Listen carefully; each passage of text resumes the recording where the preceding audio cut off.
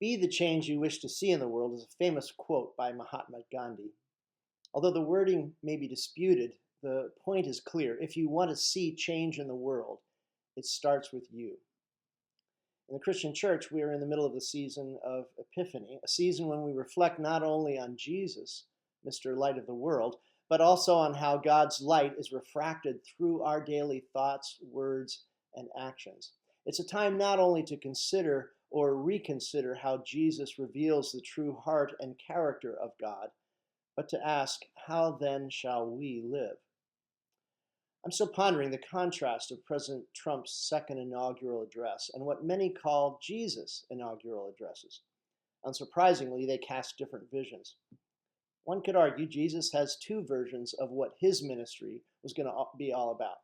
The first is called the Sermon on the Mount, found in the Gospel according to Matthew chapters 5 through 7, which includes the bit about blessed are the merciful. The second is found in Luke 4, the prescribed gospel we read together just last week in worship. Jesus read in his hometown synagogue in Nazareth from the scroll of Isaiah, what we call chapter 61. The Spirit of the Lord is upon me because he has anointed me to proclaim good news to the poor. He has sent me to proclaim release to the captives and recovery of sight to the blind, to set free those who are oppressed, to proclaim the year of the Lord's favor. And after finishing the reading in the synagogue that day, he declared, "Today this scripture has been fulfilled in your hearing." President Trump proclaimed through a controversial executive order a literal release to the captives. Some are outraged, and some say he answered our prayers. But whatever one thinks of the release of the J6 prisoners, clearly our new president is not setting free all of those who are oppressed. Bishop Buddha, in the prayer service at the National Cathedral on Tuesday, January 21st, directly asked the president to have mercy.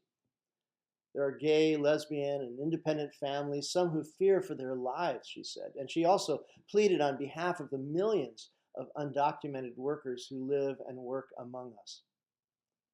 As far as I'm concerned, we need to pray for all of our elected political leaders, that some good might come of their decisions and actions to bless our nation.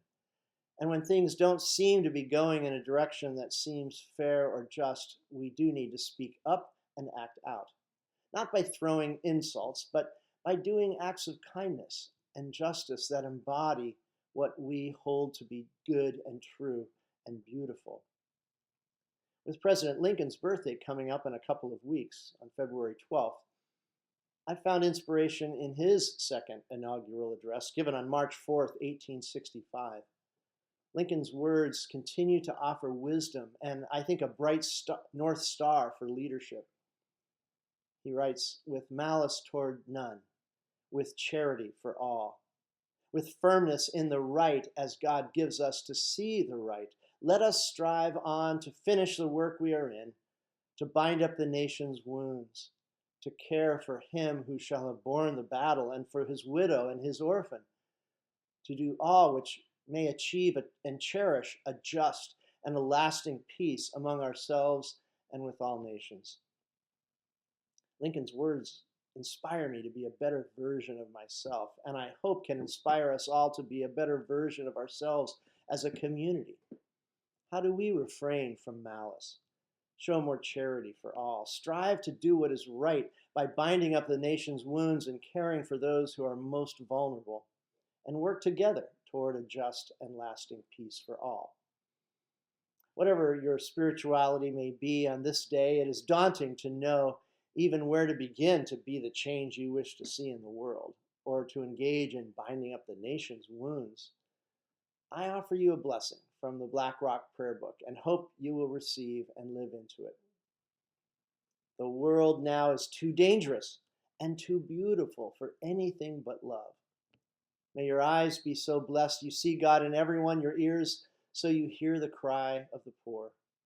May your hands be so blessed that everything you touch is a sacrament. Your lips so you speak nothing but the truth with love. May your feet be so blessed that you run to those who need you, and may your heart be so open, so set on fire that your love changes everything. Finally, friends, I do hope to see you in worship this coming Sunday when we celebrate the presentation of the Lord. I love Rembrandt's painting displayed in the Cleveland Museum of Art by the same name. It's described in Luke chapter 2.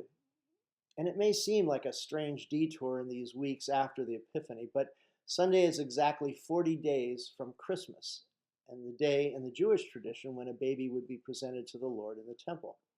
So we'll reflect a bit on what Simeon experienced in holding the Christ child in his arms and perhaps reflect on what it means for us to cradle the Christ in our own hearts. Either way, may the light of God's love continue to guide and strengthen us for the living of these days, and in some ways, help us to be the change we wish to see in the world.